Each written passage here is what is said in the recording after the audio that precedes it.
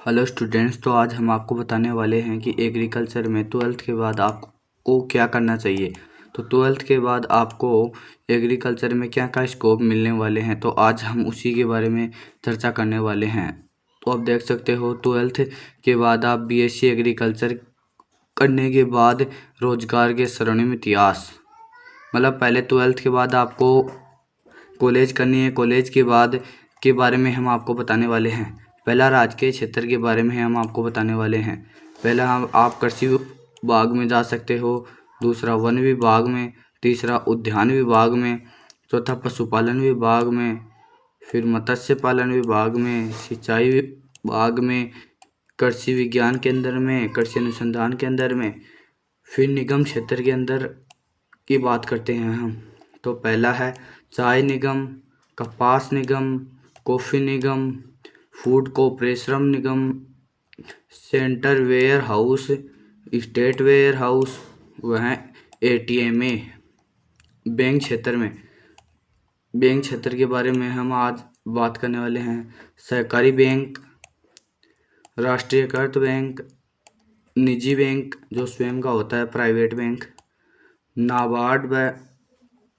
नाबार्ड क्षेत्रीय ग्रामीण बैंक जो गांव का होता है, ग्रामीण लोगों का, भूमि विकास बैंक जो हमारे गांव में होता है, जैसे आपके गांव में, क्रेडिट सोसाइटी जैसे कि कोई लोन वाला बैंक जो किसानों को दिया जाता है। फिर हम बात करते हैं निजी क्षेत्र में। पहला है फर्टिलाइज़र कंपनी, जो प्राइवेट कंपनियां होती हैं जिनमें रोजगार के अवसर होते हैं। फिर है बीज कंपनी, कृषि उपकरण कंपनी, पेस्टिसाइड जैसे खाद, उर्वरक, बीज, ये वहाँ पर बनते हैं, यहाँ पर भी रोजगार मिल सकता है। जैव उत्पाद कंपनी, गैर सरकारी संगठन।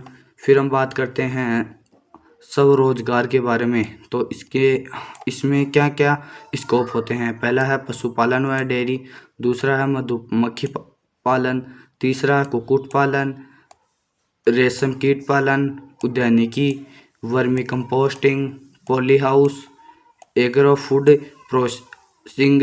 फिर है राष्ट्रीय कृषि विकास योजना, जल संग्रहण योजना, वह मनोरम योजना।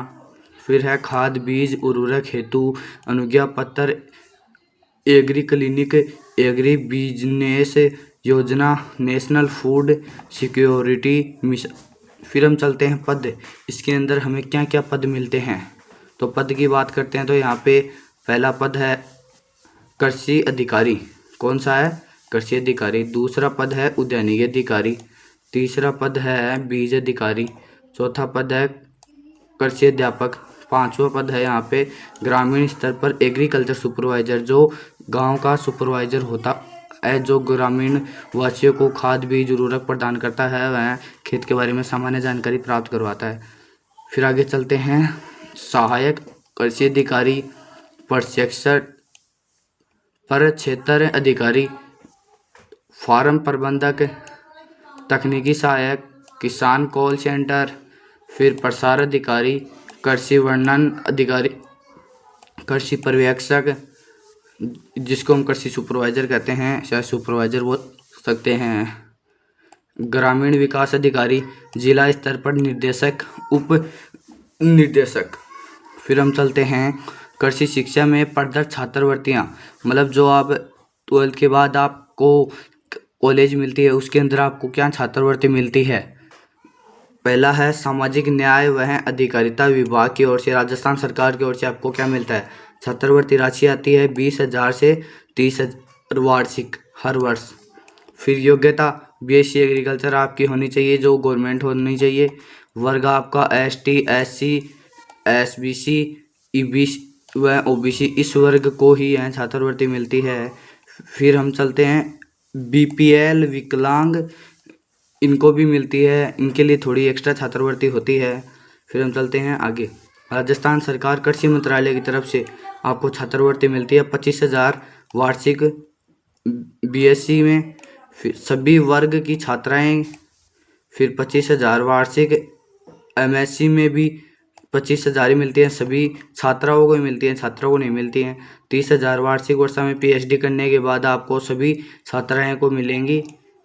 फिर हम बात करते हैं आगे आईसीआर। यूजी करने के बाद आपको मिलेगी वार्षिक छात्रवृत्ति 12,000 रुपये और बीएससी में मिलेगी। वह आईसीआर उत्तीर्ण विद्यार्थियों ही यह भागी होंगे। फिर हम आगे बात करते हैं 15,000 रुपये वार्षिक फिर से मिलेगी आपको बीएससी में सामान्य। फिर बात करते हैं कुसुम राठौड़ ट्रस्ट 2,500 रुपये वार्षिक सभी वर्ग के लिए यह अनिवार्य हैं। फिर आईसीआर में 8,640 रुपये मासिक मिलेंगे, मासिक वेतन।